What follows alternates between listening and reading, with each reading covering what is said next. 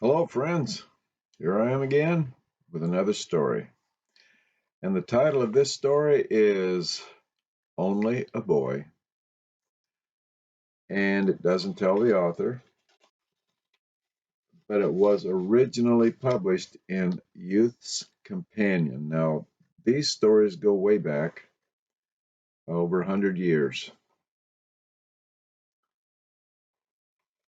And the book that I'm reading from is Stories Worth Rereading, published by AB Publishing. And before I read this story, I want to just give you a little bit of background. There is a term used from years ago. The name is kirk, and it's a reference to a church. And a kirkyard would be the graveyard, where they buried out behind the church. They would bury the deceased parishioners, the people that went to church there. And once they died, they would just bury them in the back and put a gravestone there. So the kirk is the church. The kirkyard is the graveyard there at the church.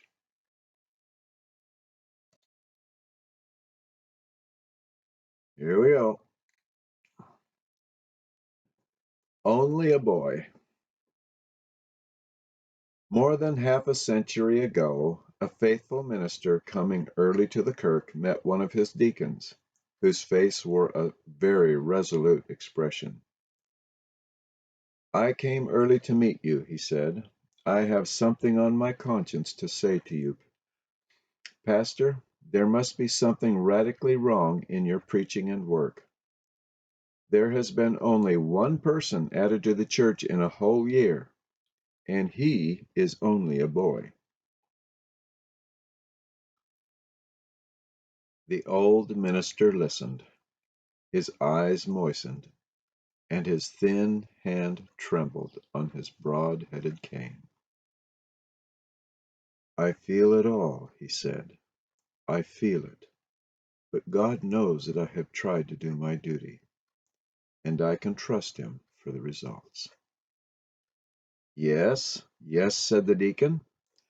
But by their fruits ye shall know them. And one new member, and he too only a boy, seems to me rather a slight evidence of true faith and zeal.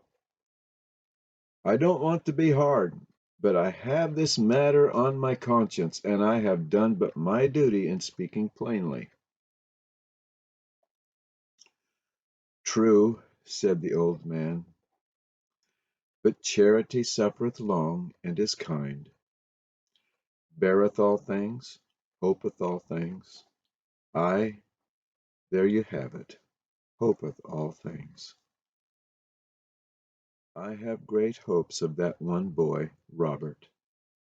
Some seed that we sow bears fruit late, but that fruit is generally the most precious of all. The old minister went to the pulpit that day with a grieved and heavy heart. He closed his discourse with dim and tearful eyes. He wished that his work was done forever, and that he was at rest among the graves under the blossoming trees in the old kirkyard.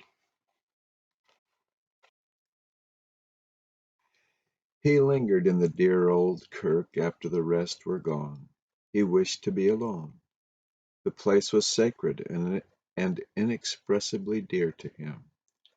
It had been his spiritual home from his youth. Before this altar he had prayed over the dead forms of a bygone generation, and had welcomed the children of a new generation.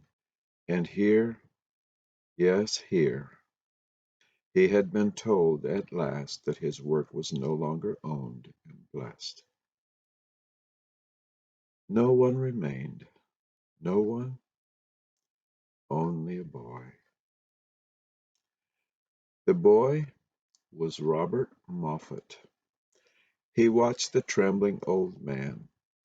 His soul was filled with loving sympathy. He went to him and laid his hand on his black gown.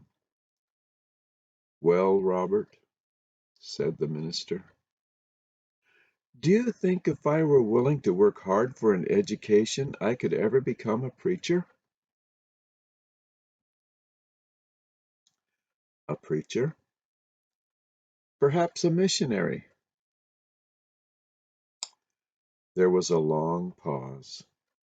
Tears filled the eyes of the old minister. At length he said, "This heals the ache in my heart, Robert. I see the divine hand now. May God bless you, my boy. Yes, I think you will become a preacher." Some few years ago there returned to London from Africa an aged missionary. His name was spoken with reverence. When he went into an assembly, the people rose. When he spoke in public, there was a deep silence. Priests stood uncovered before him.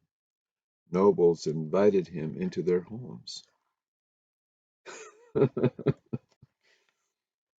He had added a province to the Church of Christ on earth, had brought under the gospel influence the most savage of African chiefs, had given the translated Bible to strange tribes, had enriched with valuable knowledge the Royal Geographical Society, and had honored the humble place of his birth, the Scottish Kirk, the United Kingdom, and the universal missionary cause.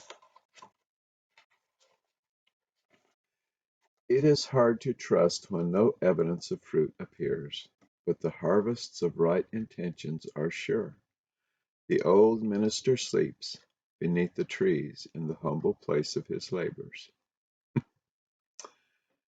But men remember his work because of what he was to one boy, and what that one boy was to the world.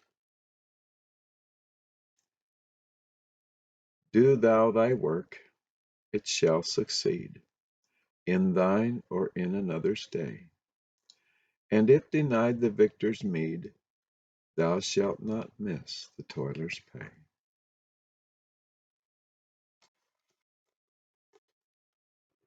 Thank you for joining me today. I hope that you are blessed.